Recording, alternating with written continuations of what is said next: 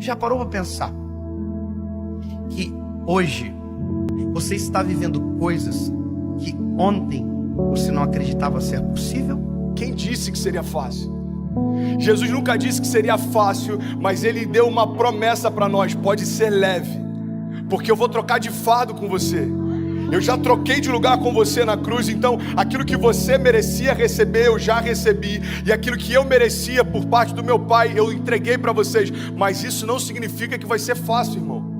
Se a gente perder tudo, mas não perder a fé, a gente não perdeu nada. Porque a fé é a chave que move o sobrenatural. A fé é aquilo que faz com que alguém que não tem nada aos olhos dos homens viva como alguém que já recebeu tudo aos olhos de Deus. Eu não me movo mais por aquilo que eu vejo, mas eu me movo por aquilo que eu creio. Se você se agarrar à fé que Deus depositou em você, nada vai ser impossível para você. Quem sabe não seja a hora de você crer no Deus que te respondeu hoje, quando ontem era impossível, e acreditar que amanhã Ele será presente na sua história e vai responder a sua oração.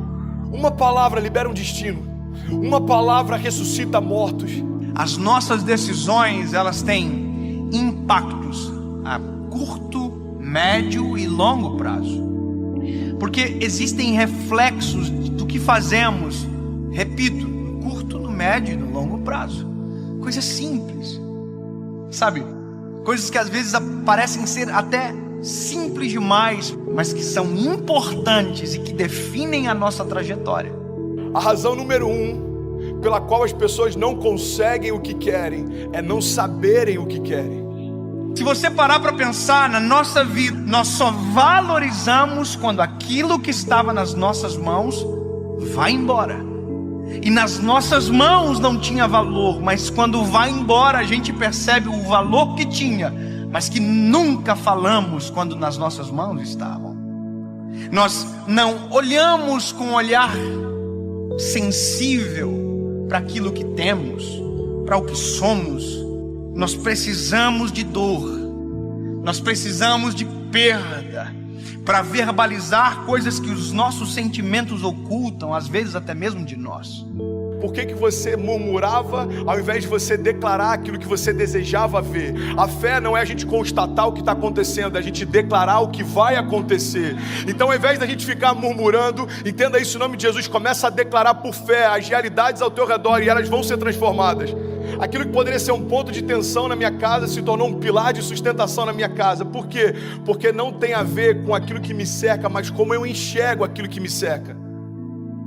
E é por isso que eu quero te convidar em nome de Jesus a entender, cara, a razão pela qual a gente não vive muitas coisas é que a gente não sabe para onde a gente quer ir. Às vezes você já está num lugar onde um dia você sonhou que esse lugar traria para você plenitude. Aí agora você já está ansioso com um novo futuro. Aí quando o futuro chega, você já está ansioso com um novo futuro. Sabe uma das coisas que eu mais tenho visto na minha geração? Quando aquilo que um dia era futuro se torna presente, ele está encontrando a gente ausente. Porque a gente já está sonhando com um novo futuro desejado. É dolorido falar isso, mas já parou para pensar que tem gente que só vai entender a preciosidade da vida quando a de alguém de muito perto for ceifada? Eu não sei se você já teve a experiência de ir a um velório, mas vá a um velório, é pedagógico. Você sai do velório muito mais amoroso, você sai do velório muito mais sensível, muito mais grato. Você agradece o ar que respira quando descobre que a pessoa que está no caixão faltou o ar para viver. Você valoriza o coração que bate no peito. Você valoriza a esposa que você tem. E às vezes só se valoriza quando perde. Você verbaliza, às vezes, palavras fora de hora. Vá a um velório onde alguém que perdeu o pai e que nunca disse que o amava, para você ver a dor que é.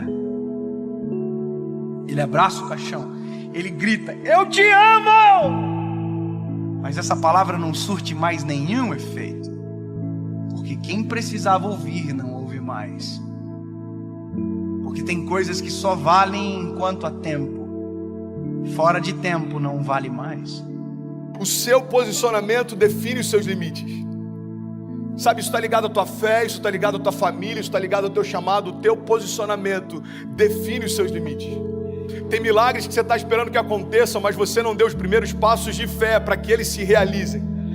Tem romper que você está esperando que se manifeste, mas você ainda não deu os primeiros passos de fé para que ele aconteça. Tem momentos, irmão, que a gente está clamando para que Deus mande a chuva, mas a gente nem preparou a terra ainda.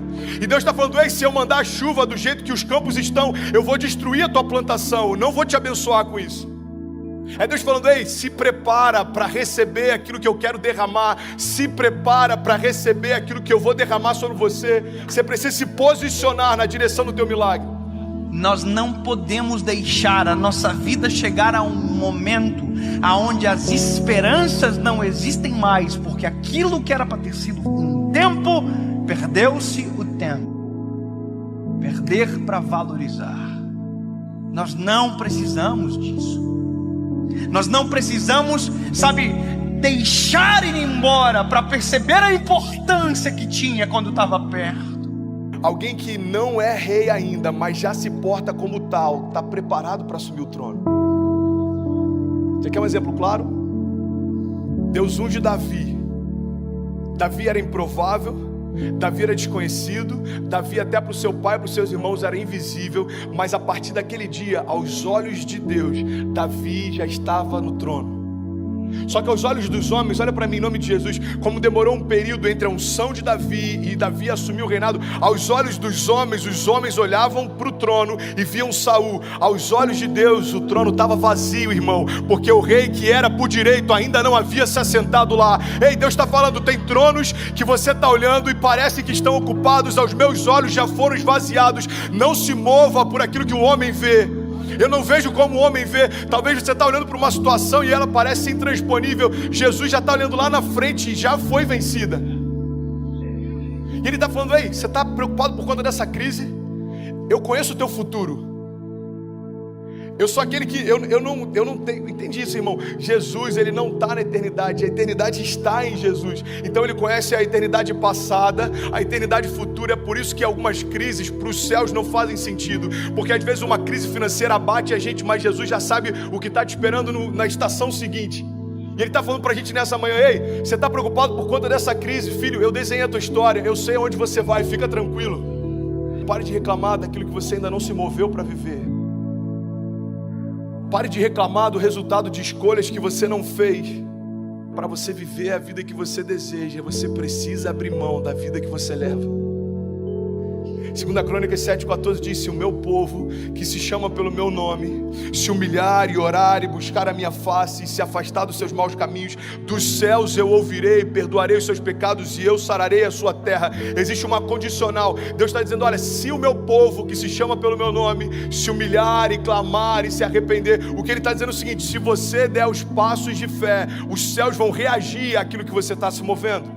Evangelho não tem a ver com conforto. Evangelho tem a ver com propósito. E é por isso que muitas vezes a conta não fecha. Irmão, quem disse que seria fácil? Eu quero te encorajar a você se posicionar na direção do seu destino, na direção do destino que Deus prometeu para você. Nada menos do que isso vai ser aceitável. Salmo 126, versículo 5 diz: aqueles que semeiam com lágrimas, com cantos de alegria colherão. Aquele que sai chorando enquanto semeia, voltará com cantos de alegria, trazendo seus feixes. Mas eu não posso fazer por você aquilo que só você pode fazer.